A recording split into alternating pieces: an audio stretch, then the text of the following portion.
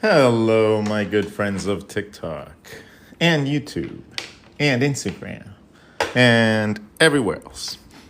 My name is RODGON. I am an artist. I am a designer.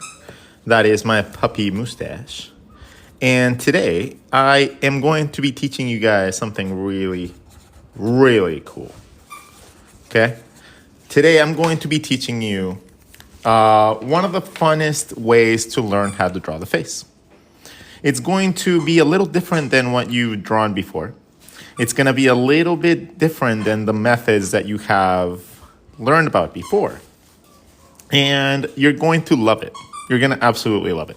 Because it's very simple and it doesn't leave much to guessing. Right? So if you've never learned anything from me, if you've never joined us, my name is RODGON. I'm an artist. I'm a designer. I like to draw. I like to draw cartoons, illustrations, comics, everything.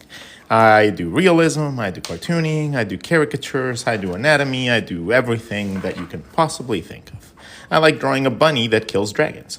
That is one of my favorite things to draw, right? And I also like to draw really awesome pinups because I love pinup work. I love drawing pretty girls and I like drawing, and hopefully one day, one day. Fan art, animation, storyboarding, everything like that. All of it is possible with what I teach you guys, okay? So, because I don't teach you a style. I don't teach you how to generate styles. I teach you how to learn foundation work. I teach you how to use your bodies. I teach you how to use your flow. I teach you how to draw eyes and faces and noses and mouths, and learning how to draw the style on top of that is just sprinkles on top, okay? What up, Wes? You can draw dragons, you can draw little baby bears, you can draw anything you really want. If you understand the concepts that I teach you, everything is a possibility. It's not an impossibility to go into architecture or fashion design or industrial design, because everything is based on these concepts, and these concepts teach you how to create everything around you. Okay? This is what we're going to be learning today. We're going to be learning how to make a box into a face and seeing how useful that can be when it comes down to generating a multitude of things. We're going to understand the concept of the box and the spacing and why it's normally so difficult for us to unlock that, right? Why is it so darn hard for us to just be able to put a little creative energy into a simple shape? We're going to break that. We're going to use two things today. We are going to be teaching the rule of halves, and we're going to be teaching the box method. Those two methods will essentially teach you how to draw anything with a skull. Really, really easy. So we will begin our lesson, as always, when we get to, let's say, I don't know, how many likes do we want to do? Let's get to let's do 3,000 likes. I feel greedy today. If we get to 3,000 likes, I will teach you guys how to use simple boxes and some simple shapes to be able to generate awesome, amazing cartoons and illustrations. And you will never, ever have to guess again certain aspects of this. I promise you, you are going to be like, what the flying, what? It's like, it's just all a perception. I know it's going to be the feeling you have because that's the feeling I had. It was like, everything can be a box. Fantastic. Okay, cool. So if I just make this general shape, I'll teach you guys the exact things once we get to the, oh shit, we already got there. Oh, we can start. Okay, you guys crush this. By the end of this stream, I would love to go over 50K. That'd be amazing. Goal. That's our goal for today. Okay? But anyways, let's start our lesson. Let's start explaining what we have in our actual head. We're going to be drawing heads. The whole concept of the box method is to be able to create a simple skull, right? So if we break down a nice simple skull, what do we have in there? Well, the first thing that I like to map out is the nose canal because it sits right in the middle of our face. Not in the middle necessarily, but in the middle going up and down. So it can be used with our midlines. Whenever we draw a midline, we can draw a triangle on it. And now we have where the nose is supposed to go. I don't do the whole, ooh, the midline is the eye line, and then this is this, and this always, no, I don't do that. I just don't do that, okay? I find body parts, and I find the origin points of them, and then I can make little simple shapes coming out of that. So if I find that, I know where my nose is, right? Once I know where my nose is, it has 3 quadrants. Or 3 points, right? 1, 2, 3. So that makes a little triangle. I don't have to worry about the little divots and all that shit. You don't see that. We don't see all the little crevices and stuff like that that happen inside of our nose canal. We just don't. We can use them as guidelines later on to create elements like our nose bridges and everything. So it's good to learn it later, but at first, in the very first stages of learning, understanding that a simple pyramid can be made by a triangle and a dot. So if I keep that on a midline, that is going to give me access to drawing noses a lot easier. Okay? From different angles, I'll be able to draw a triangle on any midline and then change the direction of the nose if needed. Because changing the direction of a dot isn't very hard. Right? So understanding that that's the reason that we do a triangle is the reason that we're going to add a triangle in our basic shape. Okay? That triangle doesn't have to be that wide. That triangle can be different widths depending on the type of character you want to do. Let's do examples. So if we have a really thin triangle, this is going to be a thin nose. The character might be a little bit more Anglo-Saxon. Okay? Might have more Caucasian features or Middle Eastern features because of the nose width. When you have a wider nose, you have access to a wider shape. So you can do African American noses, Samoan noses, you know? And then there's everything in between. You could make this shape any shape you want, okay? Thus, the birth of your world into caricatures. Because this is just the shape, right? What you do with it, yeah, let's zoom in more. What you do with it is gonna be up to you. This could be anything. If you make a little triangle that's big enough, you could make like a little animal, right? It could be what your imagination dictates. So understanding that the proportions of a head, the reason that we do half and half is because your skull needs a space for your brain, right? Your brain needs to be there. And if you don't leave space for your brain, I don't know, like all we are is exoskeletons with like attachments to our brain. So if you eliminate the brain from the equation, what are you? You're losing your pilot.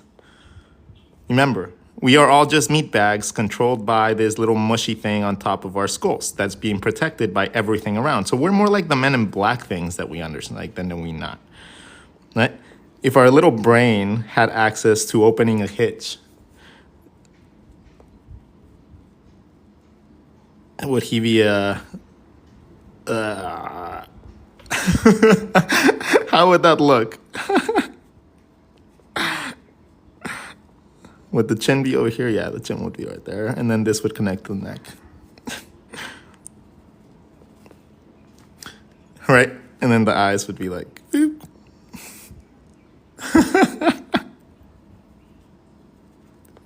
So since we are all just like mushy big parts of mass inside of our heads, we have to remember to give ourselves space for our controller, right? So if we are drawing something from the side, for example, we're gonna do the same thing. Since we split it in half in the front, we have to split it in half on the side. I'm gonna show you a super cool trick in a second. Super, super cool trick. It's gonna fucking blow your mind because it's so easy and it's so good. But just give me a second. We're barely starting here. All right, so from here, if you want, let's say a 3/4 face, instead of drawing the line right here, we're gonna move it a little to the side. And now that's gonna be looking that way. So the first thing you do is you draw your triangle. From there, you can draw a little teardrop coming down from that triangle, and it's gonna give you access to your muzzle. What is your muzzle? It's your end part of your jaw. This is where your teeth are. This is where your nose canal is. That's where your chin goes, and it gives you the roundness needed. So a teardrop is fantastic addition to that connecting point of a triangle, right? So from here, if you do that really small, you have access to things like kids. If you do it big, you have access to older characters. Oh, such magical things. Ta-da! And then when you decide you want to give it a side, find your eyebrow. Wherever the end of the eyebrow is, that will dictate the side of your head. Wherever the eyebrow ends, that's going to be the temple. And the circle that goes around normally goes all the way to the bottom, but your cheekbone comes before it. So it comes cheekbone, circle. So that, I'll teach you guys a little like complex shape, which comes in the way of being this. That's the complex shape you need to learn, because this gives you the natural flow of the temple and the eyes in like one. If you learn that little complicated shape, things like eyes in different positions become incredibly simple. And then you also have access to the side of your face, your cheekbones, and your ear. So it's a complicated shape for later. Just understand that there's many layers to this. You can go as deep as you want or as simple as you want into all this stuff, okay? A simple approach would be just a circle, right? A more advanced approach, you cut the circle in so you can draw your eye, and then you follow the outside to the temple. That is the more advanced way. And I'm coming up with better ways to see that every single time I observe a human. See how easy that was? You see that how easy it was to just follow that shape into my eye, going around into my cheekbone, and going around into my temple. It's a very, very, very intuitive shape if you learn how to access that. But you have to learn the simple way first, okay? If you don't learn the simple way, it's gonna confuse you to all hell when you don't get it right. So start with simple, right? Split it in half, do a Pokeball. The Pokeball approach is a little bit easier to learn, because the Pokeball gives you access to shading as well.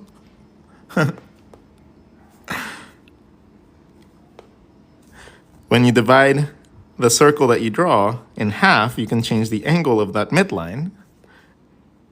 Draw two circles, or two lines that intersect that midline. Overlap the top one, and you have yourself eyes in every single angle you might need. The circle is your cheekbone. So whatever type of circle you draw in there, that is your cheekbone height. So if you want to draw it up, draw your cheekbones up.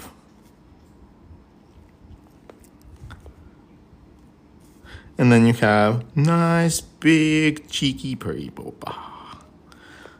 Right? If you want your cheekbones to be more mellow, you make that You can even make them lower, right? If you have droopy ones, you have access to that now. Knowledge leads to creativity. Understanding leads to accessing all that information and knowledge in your brain that you want to be able to draw. It's accessible. You just need to find out how to visualize it right. We're moving to the mouth. Everything is a connected dots. Everything is a connected dots.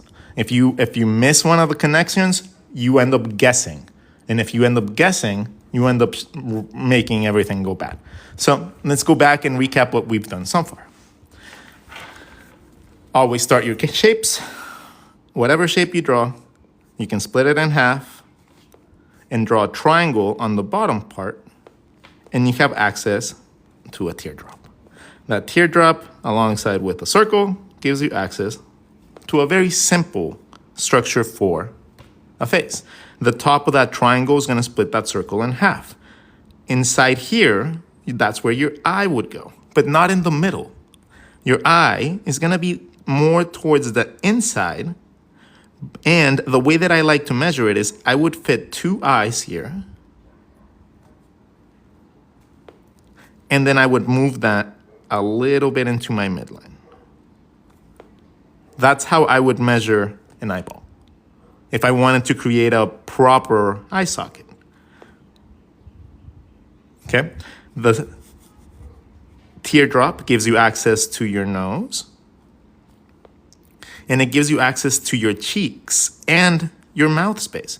So this just becomes a measure of where do you want to put the mouth. Draw 2 little hemispheres going around, right? Just like you would with a cylinder. You know how you draw circles and stuff like that, right? But you do it to a cone. It goes smaller. That is going to train you to do that to that teardrop. Okay? That's going to teach you the curvature you need so that you can later on just overlap one line, intersect another, and get mouths. Overlap one line, intersect another, you have a mouth. Overlap one line, intersect with another, you have a mouth. So understanding that your mouth is just one overlapping line intersected by a smaller line, because that is what happens with your lips. Your lip is one line. This is the bottom of your upper lip. You have volume to it. Okay, this goes up. Then you draw the second line as the upper part of your bottom lip. That will intersect because your upper lip tends to always overlap the bottom one. This has volume too, and again, it intersects most of the time. They connect back to those same endpoints, right? So you have one line that curves around and creates the bottom. Your lips are that. That's your mouth. Then from these origin points, that's where your lips come out. But that's like an eyelash. It's like an eyelash type of volume.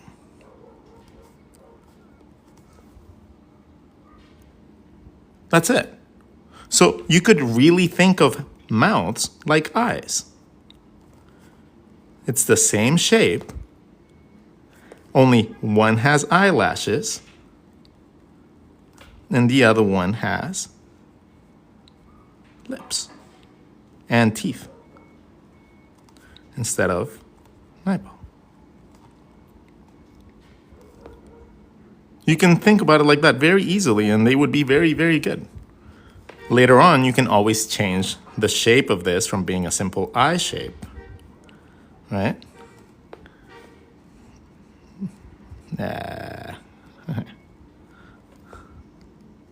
To being more W-y, or you can make it into any shape you want at this point, because now you have access to knowledge. Now you understand it.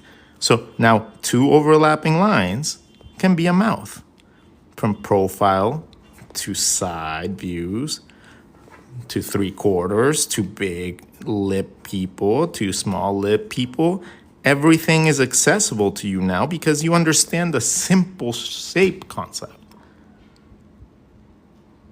Right? So how would you apply that to your shape? Well, you find that little teardrop. So you go box, split it in half, triangle, teardrop. And here you add 1 line. It already tells you the limit. Intersecting line.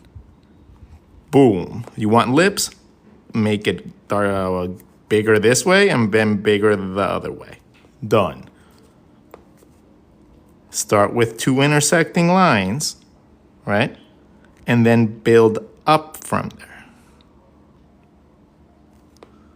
And you have access to lips. Congratulations, you have now conquered the lips of every single pinup artist in the world. Now you can gesturize them easier. You're welcome. So now that we understand this, and now we're understanding a little bit of overlapping lines, we can move on to the eyes. The eyes are, like I said, they're gonna be the same thing. They're actually easier than mouths. Eyes are circles with another circle with another circle. That's what an eye is. An eyeball goes inside of your eye socket. That goes in between your eyes. Okay? So that big thingy goes inside here. Okay? Foop. You just plop it in there like a cup. Like a ball in a cup. Okay? But you have 2 cups, and those 2 cups are looking in the same direction. Okay? So eyes are like a ball in a cup. But you need to learn how to draw the roundness of the eye before you learn about the cup. This is the hole for the cup. This is where your cup would be. Okay, especially if you're like a 3/4 view. That's your cup. Your eye sockets are your cup. Your little eyeball is gonna go in here.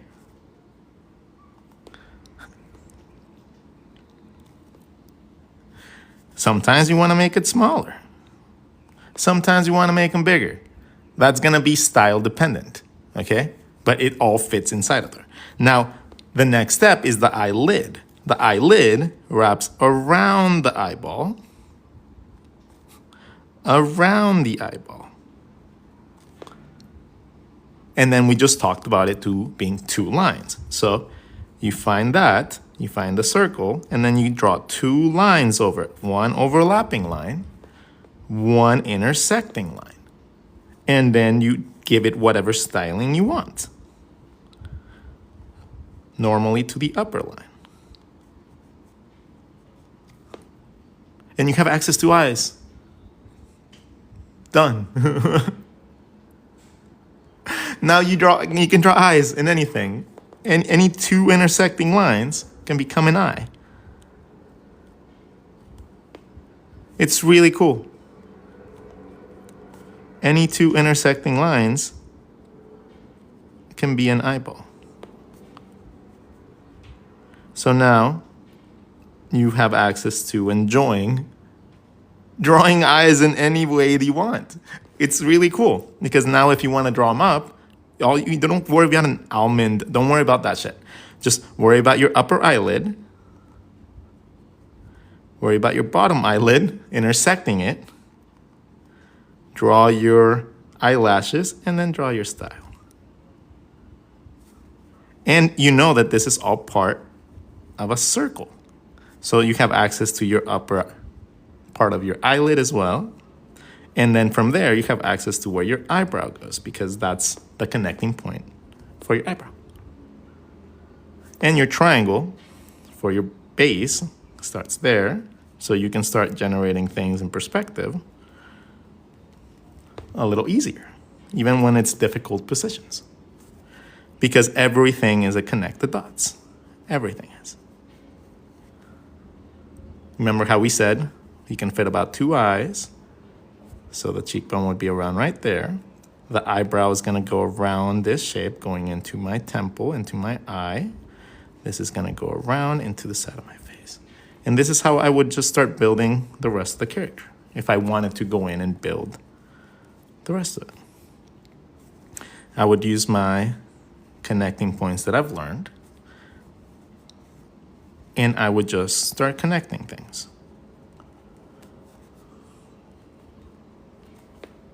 And then it just magically looks like it's in perspective. Understand all this before you go into shading, and then shading is going to be really easy. Let me explain, because this is going to essentially guide you to being able to shade better. I'm going to show you an example real fast. So triangle, teardrop, circle. This little tiny triangle that comes up, that's where you start drawing your temple. Okay? That little tiny triangle that pops up, that is the circle for the side of your head. So if you wanted to do 3/4 views, that's where your circle goes and connects back here. But if you wanted to do more of a frontal view, that would be that, or do this as skinny or as thick as you need it. Remember, this is your cheekbone, so this is going to tend to crash in right there. Okay? This is essentially what happens when you're drawing that. If you draw that teardrop longer, you can draw more detailed, more longer characters. Essentially, what you're doing is you're building the skeletal system underneath. And when you understand the very basic concepts of like the polka ball and stuff like that, right? Every single shape just becomes one of the faces for your character. So understanding all this and how to develop this and how to connect these dots is what allows you later to be able to draw with confidence and knowing exactly where things are supposed to go. The shadows really only play a role in making something look cooler. In my opinion, it's just my opinion too, because this is something that is going to be different for different people. But in my opinion, shadows hinder you from learning how to draw your line work right. If you don't know how to draw proper thick to thin line work, creating depth without any sort of shadows, because that is what your goal should be. If you don't have to draw shadows, and then your characters and your faces and your details still look like there's a ridiculous amount of depth, well, then that's beautiful. You have learned how to successfully do something that most people can't. And learning how to overlap a simple shape might take a lifetime. Learning how to do it in a stylized way that's unique to you, that's going to take 2 lifetimes. But it's going to be so worth it when you figure it out. And this is the way that you get there without having to spend 2 lifetimes. Understanding the concept of the triangle, the midlines, the flow lines. Everything guides you there. And it depends on what type of styling you want to get, but lets you go ever farther. Like your knowledge will only limit you. If you only know how to draw cartoons, you can draw all the cartoons you want like this. Yay! If you know how to draw animals, eliminate the chin. There's no chin with animals. So most of the time, they can be drawn incredibly simple, because they just fit inside the box. They fall into the same parameters because we both have skulls. Anything with a skull can be drawn like this. Anything.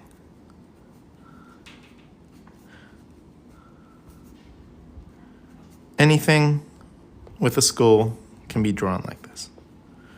Dragons, birds, anything you really can imagine with a skull can be drawn with this method.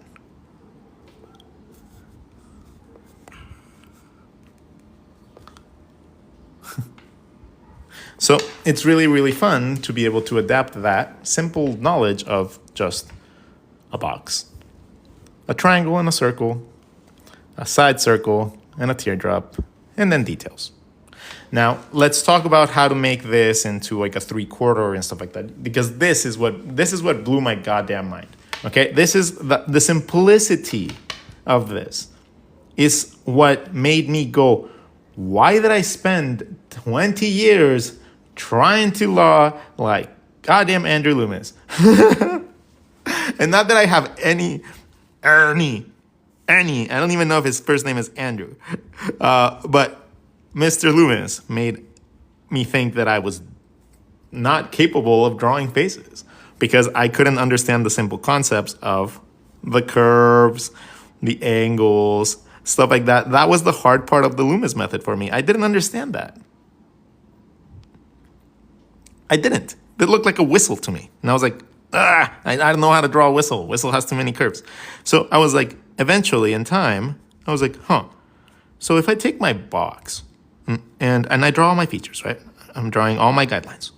But I wanted that 3/4. Right now it's a front view. How do I make it 3/4? And I was like, that's it. That's it. As a guideline, when you have your guideline like this, that's it. That's all you needed to do. Just add a circle to match whatever 3/4ness that you want, and then maybe round this out a little bit. That's it. That's it. That's how you go from a front view to a 3/4. It's really simple.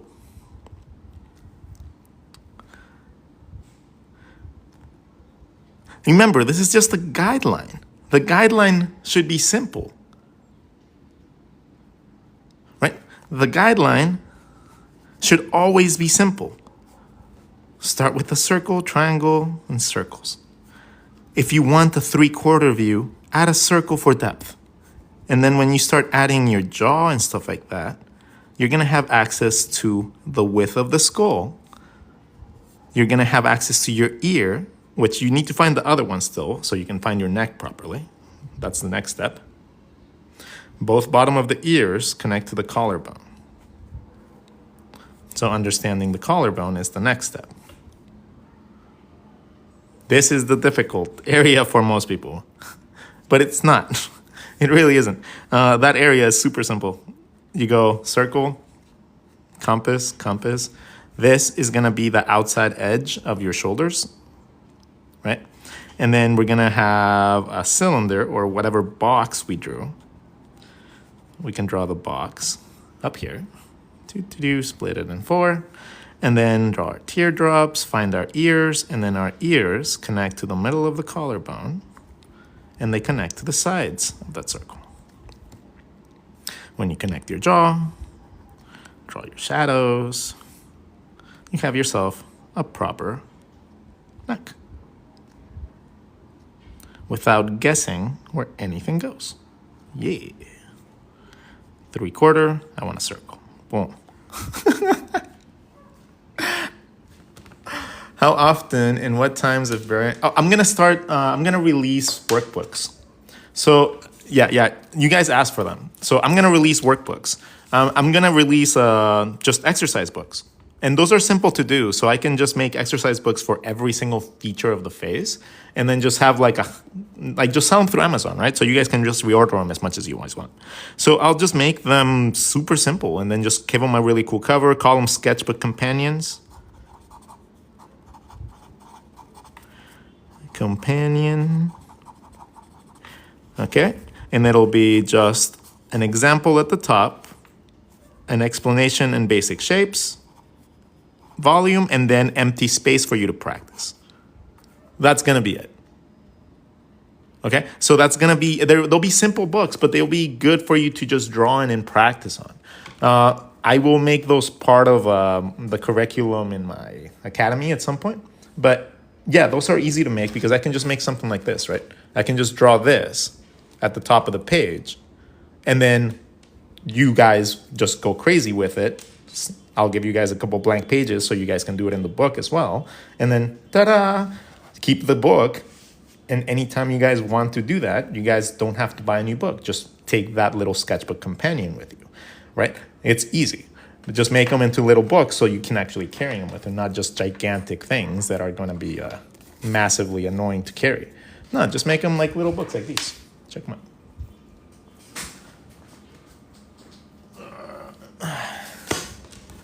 You know, like little books like the Sketch Wallet books. Just make it so it has like the little exercise right here. A lot of space for you to draw on. You know, it's kind of like a little tiny exercise thing, and then a bunch of space to draw on, so that you can practice and take it with you anywhere you want. And then when this is completed, you take it with you with Post-its or whatever, and then you just draw over your shit. And it's like tracing paper, right? The Post-its are kind of like they see through. You can see through them, right? It's very slight, but you can see through them. I don't know if you guys can see that. I can, but it's very, very, very slight. So it gives you like a tracing paper thing. So once you're done with one walkthrough, you can go in, grab yourself another layer of Post-its, and then see if you improved. You're like, oh, okay, cool. So now I have this. Ooh, I know how to draw a head, a leg. Wow, okay, cool. Awesome.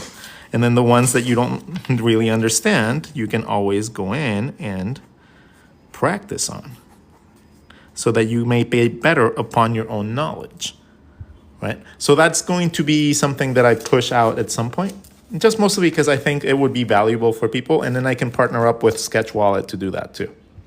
So I've been meaning to do things with them a little bit more, because I absolutely love their products. You guys have no idea how much benefit has come from taking these everywhere. Right? So if you guys really, really, really want to get something cool for yourselves, eventually I'll have like a affiliate code, but this is a really big one. This is a big one. This is a big Sketch Wallet, but they sell little ones too, like normal wallet size. So like I said, I carry this everywhere. I carry these absolutely everywhere. And for years, it was my only sketchbook. For years, because they were just really good, but I wanted to start drawing bigger, so maybe I'll like partner up with them for like a travel sketchbook, like a satchel size sketchbook. But anyways, so that'll be something that comes later on, okay? That's something that will be eventually out. Okay, so now any questions? Any questions so far about this? Any questions so far? Anything that's unclear so far? Like, I would love any feedback, any input, because that's how I learn to teach better. So every single time that you guys give me feedback, that's when I learned how to improve myself. So imagine that you guys are my portfolio reviewers and you guys are gauging my lesson. What is missing in the lesson for you guys to feel complete?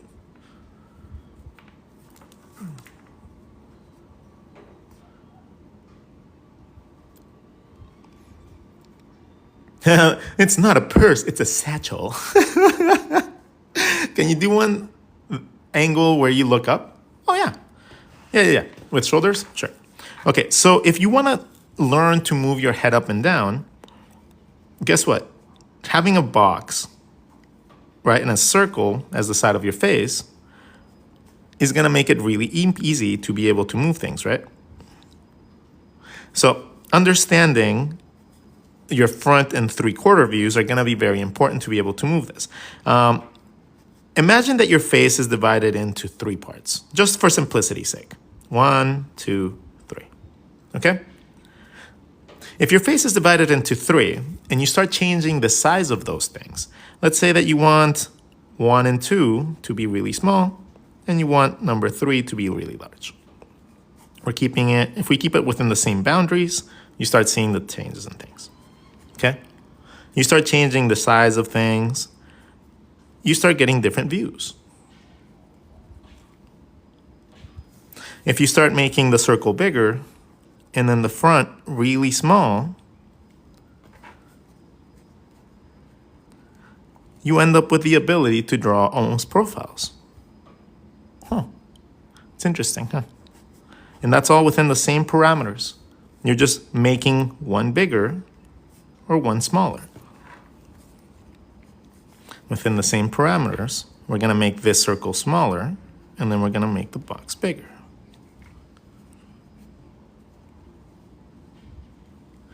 See what I mean? Understanding how to rotate your face can be as simple as just taking the box and just keeping it within those same boundaries, and then rotating the shapes to different elements. That's it. When you start adding things like the neck and stuff like that, that's why I like drawing my jaw like this, because a lot of the times our jaw is non-existent.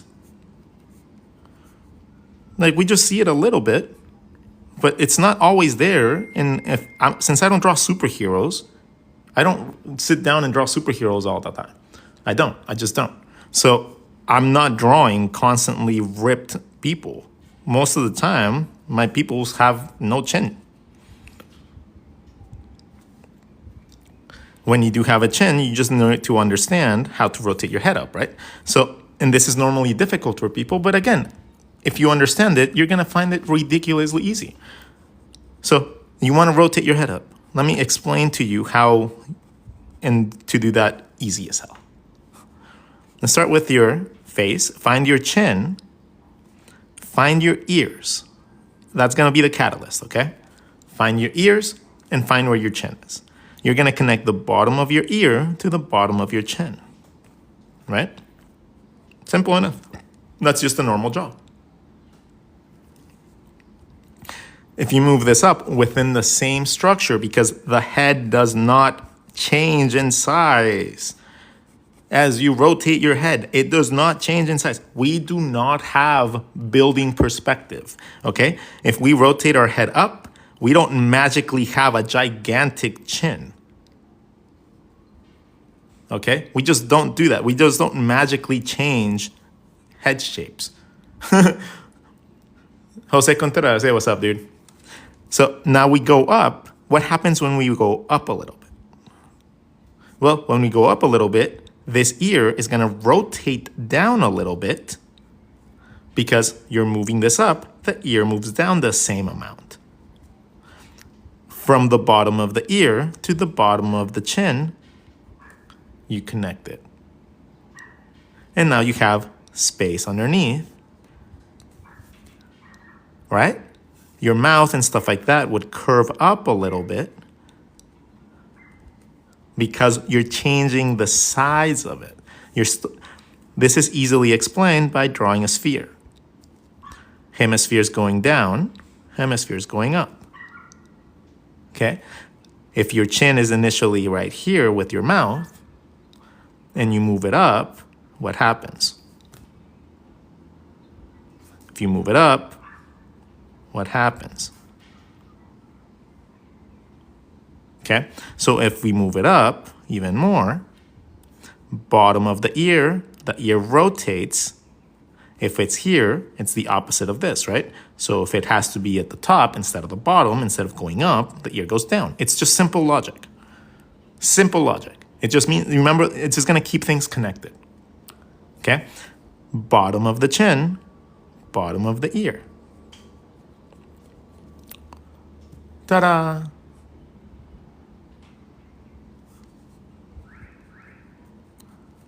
Okay? This is empty bottom of the neck now.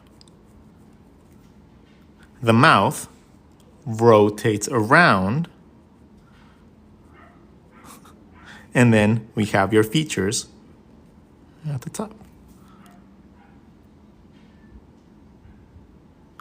Little by little, you're gonna learn to understand this stuff, and it's gonna be more accurate every single time that you do it. Okay? The face, you'll understand that it's more of an angle, a slight angle like this. Instead of just being flat forward, it's more of an angle. And those curves that we draw with the circles and stuff like that, and the temples, are what gives us access to being able to draw the rest of the head. From there, you have your mouth, your teardrop, all that stuff that I teach. And if you want that Loomis line, if you really want that Loomis line, it's super easy to do with this too. Here, I made it a purpose to make it easy. Okay, bottom of your ear to the inside circle, boom! Boom, shakalaka, take that. Oh, I mastered you, curve. Take that, punk. Took me so long, but now I know the mapping points for it. And I'm like, ha ha ha, you are defeated. We are the champions. We are amazing. When I discovered how to do that easy, I was like, ah, what the hell? Really? That's it? Find my ear, connect it to my outside of my cheekbone to my jaw. Ah, man, that seems so much harder when I was younger.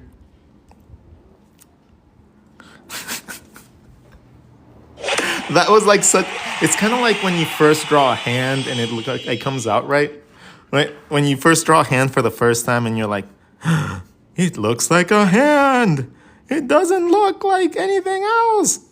It looks like a hand. You're like, ah. And then when you like learn to draw better stuff, like more detailed hands, but you use that knowledge as a base, right? That is what I'm trying to teach you guys. Understanding the base things that kind of make sense through other type of visualizations tend to be able to be the things that make us break through to be able to draw other things creatively. Because once you learn how to draw it like this, well, what's keeping you from changing the size of these things? Right? Making them claws. Making them fur. You know, little tiny changes can change the creative output of something very, very quickly. Or a simple princess hand. Ta-da! Upside down. Done. But yeah, like eventually you'll get to the point where you can draw things from memory really easy because, again, kind of like with the face, every body part has its understandable points. Every body part has those connecting points. And it's my goal as your teacher to make sure that you guys understand those so that you may be able to unlock this creative side of you. Okay? That is my goal as your instructor. So as we finish up the lesson today, I would like to finish this off with a couple more examples that might help you along the way. Okay?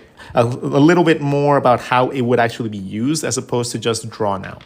And I will draw little spaces in between the whole page so that you guys can see how this would be used and we can make the page look really, really cool. Okay, so if I were to be drawing, I would be using a really light touch, really light touch to figure out where my triangle is. Okay, even lighter than this. I'm just doing this as a general guideline so you guys can see where I'm drawing things. From there, I'm going to focus on the upper part of my face, which is provided. The box is provided by the bottom of the triangle or alternately the bottom of the ear. If you find the bottom of your ear in any drawing, that is the division where your box is going to be.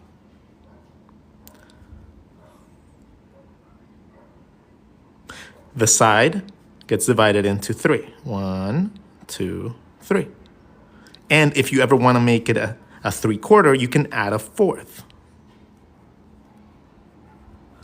It's that simple. It really is that simple. As a guideline, in a guideline stage, that's all you really need to do. If you want a profile, 1, 2, 3. If you want a 3/4, add a 4th. That simple. If you divide the back part into 2, wherever you draw your ear is going to be the midline. So wherever space you have from here up to your eyebrow is going to be the same distance back. So working with that as a guideline is very, very useful. When you're drawing an ear, right, and you draw the side of your head, let's say that's where you want, the bottom of this is already a guideline. I already know my ear is supposed to be there. So if this is a guideline, I can decide where the rest of my face is going to go immediately after that. The triangle gives me access to knowing where my nose is going to be, and that triangle gives me access to my front part of my face. This circle, the top of that triangle, gives me access to knowing where the middle of my eyeball would be, and then my eyelid might change that. might change the shape of it, but it's not going to change the placement of it. So it's going to change the shape of it, but not the placement. So I don't shift that line at all for anything. Then from there, from the bottom of the ear to a little compass that you draw later on, connect the bottom of the ear to the middle of the compass, middle of the other ear to the middle of the compass, connect to the side of the circles, and then finish out your jaw. Okay, so that would be the process in which I would create a general character. I can also alternatively divide this into 3. Okay, let's say the character doesn't have a really strong jaw. Let's say it's a very chubby character that doesn't really have a strong jaw. So instead of that, instead of having the teardrop there or the jaw later, I would just make a box. So I would still draw my triangle, my teardrop, because that's going to give me my chin. I don't draw the jaw structure because I want to make sure that it's nice and chubby, but I intersect a line. Instead of the whole jaw, I just intersect a tiny fraction of it, just to give it a semblance of depth. The structure for the whole face is the same way. My mouth is going to be somewhere in between my chin and my face. And my eyes are gonna fall on the eyeball that's at the top of that triangle, being split by my eyelids.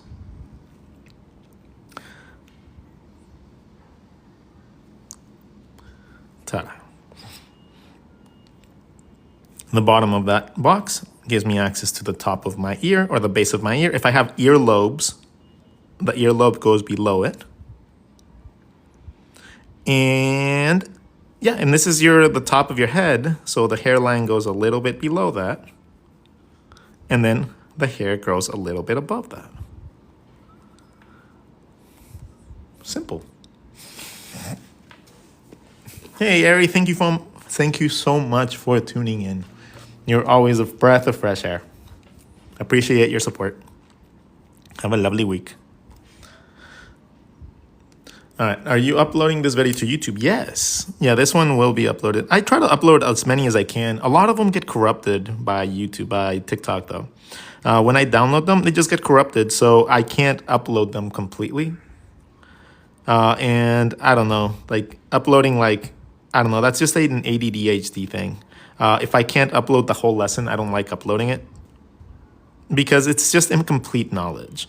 And if I could upload like 20 minutes of these lessons, but at the same time, that wouldn't be a very complete lesson, and I would feel bad about it.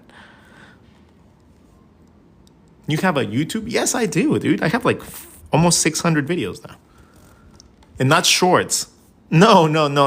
This is over 600 hour to 2 hour videos. Yeah.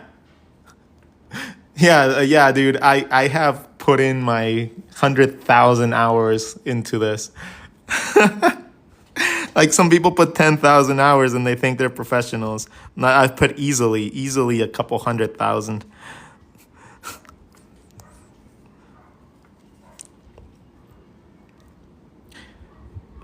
I might not seem old enough, but it feels like I've done that. I think if you do the box in a different color, it will be more clear. Oh, yeah, we can totally go over it. Hold on. So let's revise. We're going to recap everything anyways, okay? So the first thing that we started with was a box. That box is going to have just equal spacing, really. Like, you don't have to change the spacing. Here, let me explain what happens if you change the spacing so you guys don't freak out if you don't draw it evenly at the same time. Okay, it's going to actually be kind of cool design trick for you. So let's change the box. We'll have a standard. We'll draw one with the midline a little lower, and we'll draw one with the midline a little higher. Okay? So all these are going to give you different character designs. Something with a standard shape is going to give you a standard character, right? Something with a little bit more smaller eye space is going to give you more of a child. Because you're going to have access to drawing a bigger forehead. So making smaller, I know it's counterintuitive to what you've always been told, making bigger eyes to make a character look smaller, but you do make the eyes a little bit bigger in the eye socket as opposed to like a normal younger character or a normal standard character. Make the eye bigger to make it look a little bit more young. And the trick to young comes from drawing the smaller teardrop instead of the larger teardrop.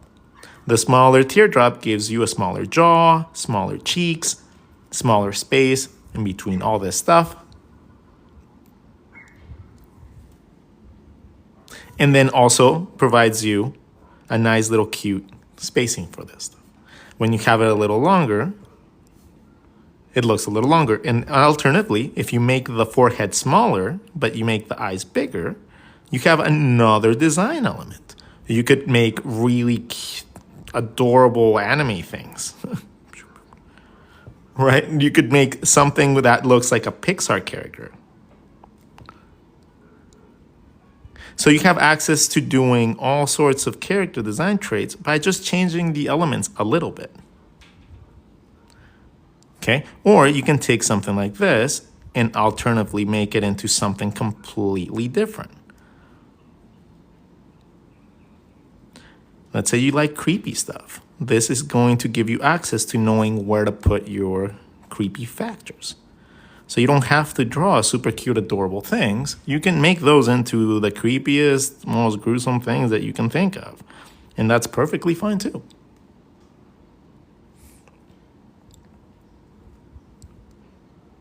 So, creepy, happy. And then later on,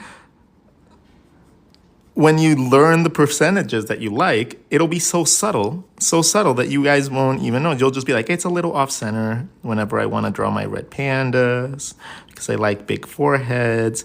It's going to be a little bit above center whenever I want to draw myself because I want to give myself a bigger nose. You know, things like that. Little tiny nuances like that are going to be what you think about, as opposed to thinking like, oh, what type of almond was that eye again? And then how do you draw an almond without this? Is it like a V? Is it? When you think like that, it ends up always not coming out too good.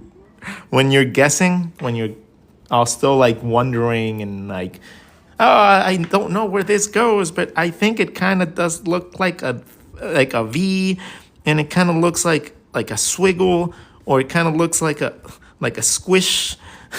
Like whenever you think like that, it tends to be like, no, we need to readjust your brain a little bit so you can understand what you're supposed to be drawing.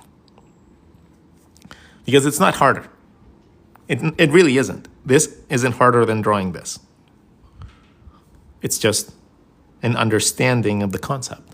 That's the hard part. Okay? Understanding how to draw through your shapes, how to read through these elements, how to have the line work and dexterity to be able to do it, that's the hard part. That's what not everybody gets to unlock if you don't spend the time doing it. And everybody can draw. Everybody can draw. Everybody, everyone, anyone can draw. But not everybody gets to do it to a level that they wish. Unless you put the time in. Unless you learn and you study and you kind of obsess over it. Because obsession is part of it. Without being obsessed about your art and your work and your career, it's a lot harder to succeed. And then when you succeed, it doesn't hit you as good either. Because you'll always be like, oh, well, what if I went harder? What if I did this more? What if I would have done this more? What if I would have learned this more? You're going to be plagued by those thoughts. Your wife disagrees? I would love to know why. Working on my Bernie illustrations as soon as I get home. Yeah! I want Bernie to be like a teaching method. I want Bernie, like, I don't know if you guys know who Bernie is, but Bernie is a little bunny that I draw. I like to draw a little bunny that kills dragons. But the way that I like to draw him is a way to teach people how to draw things again, in the rule of fourths or the rule of thirds, because it's all math. Okay? Bernie is a mathematical equation.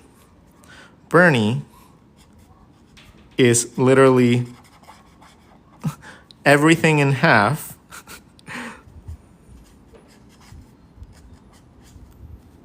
and then you add more halves if you need more space. Things are very fun when you learn to just simplify things. The thing is, we're artists, right? We are artists. We are supposed to be creative. We're not supposed to just follow along with what every single other human has done. Why is it that we follow every single thing that every artist has drawn before us, and we don't trust ourselves to do that, but with everything else, we're okay with it? Everything else, we're like, oh yeah, cool, yeah, we'll do it ourselves, we can learn it ourselves. But with art, for some reason, it's just like, people like fall into these traps where like, oh, I have to think like this. I have to do it like this. And if I don't, I can't do it. I'm like, who told you that? Who hurt you? I am so sorry. I am so sorry someone like put that thought process in you. Because no, like we need more people. We desperately need people to do their own shit, right? We need more people to revolutionize the crap that we have been doing for this. That's why we don't have anything new out. That's why nothing is new is good. That's why nothing that comes out is good. Even the people at Pixar and stuff like that, right? Inside Out 2, it's the same movie. It's the exact same movie. Exactly the same. New emotion comes in. They get lost in trying to find something, and then some emotional thing happens, and something scary happens, and then they make it back, and oh, it all comes out okay. Like it's exactly the same movie, Pixar. Like really? Like when I was watching it, I was like, come on. Like what? Like how are you possibly selling the same story again? You could have at least gave Bing Bong a comeback. You could have at least gave Bing Bong a comeback. Come on. Not even a callback. Not even a cameo. They should have had Bing Bong as like a little frame or something in like Joy's house or like sleeping quarters or something. That would have been cute. But nope. But again, the thing that I'm saying is like, if you don't come up with original shit, eventually this is what happens to society. We just end up in a shitty place with remake after remake after remake after remake after remake. When was the last time an original thought process went into a show? When was the last time that anything was actually genuinely like, whoa, you know? Like, I don't remember like feeling like that in a long time. But I'm a bitter old man.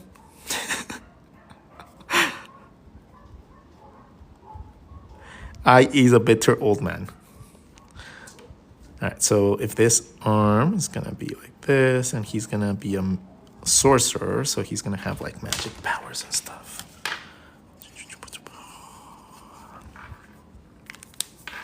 And that's how he kills dragons. Bing bong, yeah. Most emotional moment in the entire movie, yeah. Bing bong, bing bong, bing bong, bing bong. Like that song, oh my God, it was like, oh, he fell, you let you live joy. So do emotions have emotions inside of them? Is there like an inception thing? I always wonder that. I always wondered if the emotions were like had emotions themselves inside. Thought it was in corporate greedy. Yeah. I was kind of disappointed, honestly. Like the movie was really nicely done. Like production wise, it was beautiful. Right? Production wise, the look, everything absolutely stunning. Like, but that's expected. That's expected from a, like, for example, Wish. Holy shit, Wish was horrible. Wish was just horrible. Like, Wish, Wish was one of those movies that, like, I wish I had never watched, and I wish that I would have just, like, not ever laid my eyes on it, because that made me feel so bad for Disney. Like, they made TV quality animation for a feature film. They made TV quality animation for a feature film. Like, it was worse than some of the shit that you see on just random, like, PBS. Like, the animation did not look cinematic. Nothing in that movie was appealing at all. I fell asleep, and I don't fall asleep in animations. Right? I don't normally fall asleep in animations. Like, I think Wish made me feel old. Because I remember when Disney was good animation, when Pixar was good animation, and stuff like that, right? Like, when that was, like, the top level, everybody would line up at midnight, fucking go to a movie and be like, oh my God, the new Pixar movie, yeah! And then Cars released, and they're like, oh, shit. I don't like Cars. I thought Cars was, like, a massive cop-out. Like, I thought it was going to be, like, used for Chevron and stuff like that. Like, yeah, I never really liked the concept of the movie Cars.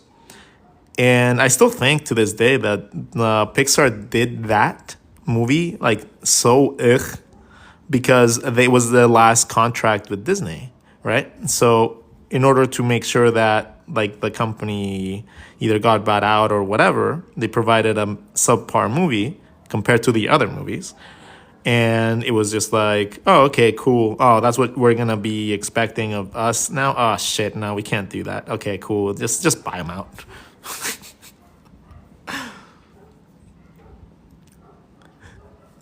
Cars is a lazy movie.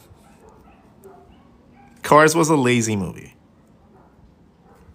Cars was just a very lazy movie, used because they had plans to be able to market the living shit out of it. Kind of like Frozen. Frozen is a shitty movie that is caked up to be just a marketing, like, lovely, beautiful marketing thing. Tangled was so much better.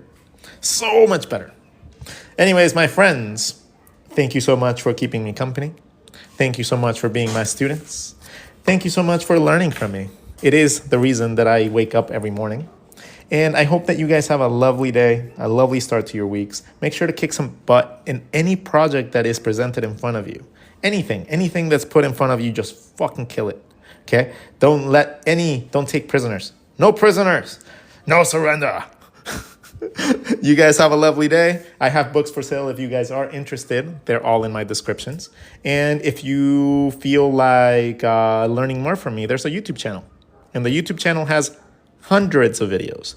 Hundreds, just as informative as this. Hundreds. So you guys should check it out. Okay? Go subscribe, share the channel to people that you guys think would benefit from it. That is the only way that you guys can, and I will ever ask you guys to help, is to just share the knowledge. I don't even give a shit if you guys take the credit. I really don't. Take the credit for it. I don't care. I just want people to learn this stuff so they don't have to struggle later on. The popularity, I could not care less.